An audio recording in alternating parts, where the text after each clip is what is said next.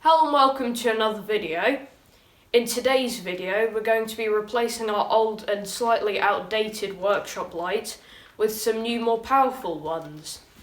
Now across the workshop we currently have 3 double tube fluorescent lights which we can try to show you, but I'm not sure how it will come up on the camera, obviously shining light into a camera lens. And as you can see on this one of the tubes is actually broken on there, which is even less helpful. Now, to solve our slight lack of light, which it's even worse when it's colder, we do have this LED hand torch here that goes onto a battery, which we often use for our videos to give extra lighting. We're going to be replacing those 3 old fluorescent lights with 8 of these LED panels, which you'll commonly see in suspended ceilings. Now, the price of these have been dropping over the past couple of years, and if you live here in the UK, I'm pretty sure you'd be surprised by how cheap they are at places such as Toolstation or Screwfix. And for us, these were even cheaper because we managed to get some second hand. Right, now our first challenge will be fixing our panels to our wooden roof, since we don't have a suspended roof. Now we've been thinking quite a lot about this, and we have a lot of these weird like angled bracket things spare, which I can't remember what they came off, but still. And we've decided we're going to use these to make the brackets, and we've come up with this design. Now this utilises the mounting points that are already on it, which are these 2 screws. So firstly we put this in the press and I took the angle out of it, and then that made it flat, and then we drilled these 2 holes for the 2 screws. As you can see, this one is a scrap one because the 2 holes aren't actually level, but it serves the purpose of showing you. So then that would go on there, and you'd put a couple of screws in here to go into the ceiling. So you'd need 4 per panel, which would be 1 per corner, which, because we're doing 8 panels, would mean we need 32 little brackets. Having now made all of the brackets, our next challenge was holding the light while we do up all of the screws going into the ceiling. And I definitely wouldn't recommend our method, but it's worked. We have our hydraulic workbench, with then a smaller bench on top of it, and then the stool on top of that, with some cardboard to protect the light, and then the light on top of there, where we lifted the hydraulic bench up, and we've done all 4 of the screws, or screws on all 4 corners. And if I go down and lower the hydraulic bench now,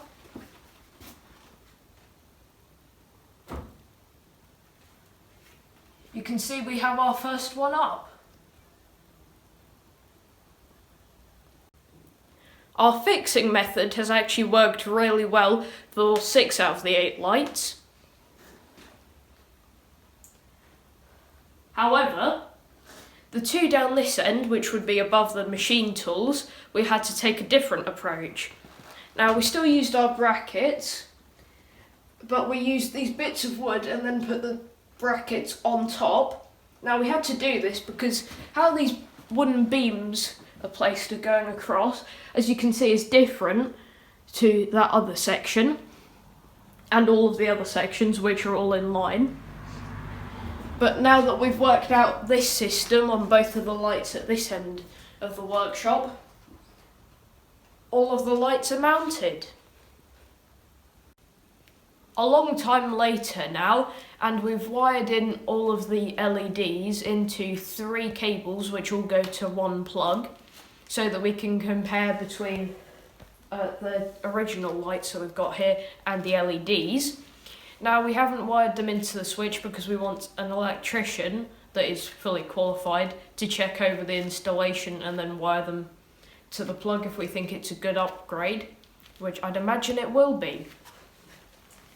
So we can now compare between the old ones and the new ones. Obviously there are more of these LEDs, but we will see.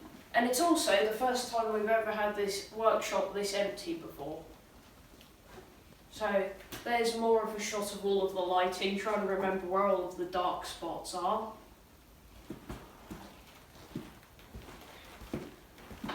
Now I'll turn the original lights off. And then plug in the new ones. It does seem like a different type of light, but first impressions, there's a lot less dark spots in here.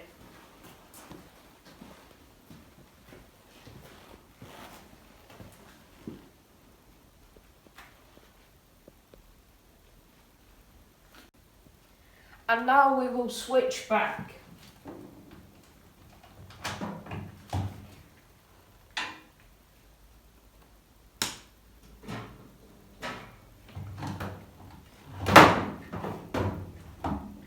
There you go. Now with the old lighting, if me or Dad was to be working at the mill, say turning something, there's quite a lot of shadows over it with the old lights. If it's just turning things or reaching over to the other side. Now let's compare this to the new lights.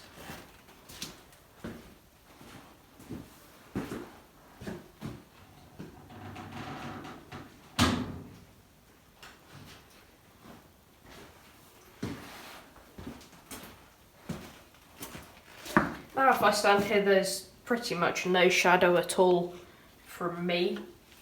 Probably because the light is directly above it, which is always helpful.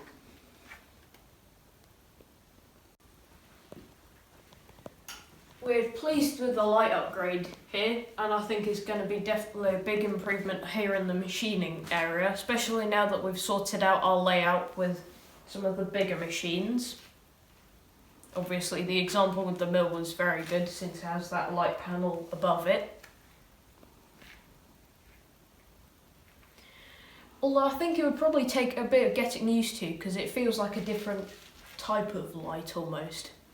But that's it for this video. I hope you've enjoyed and I'll see you in the next one. Bye!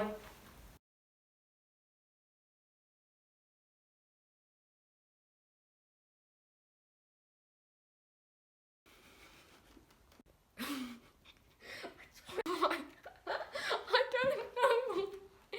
Now I thought stop smiling. Right. Can you stop doing funny voice? Are you still recording? Please subscribe to my channel, like this video and see our other videos. More to follow as we do more on this tractor. Bye!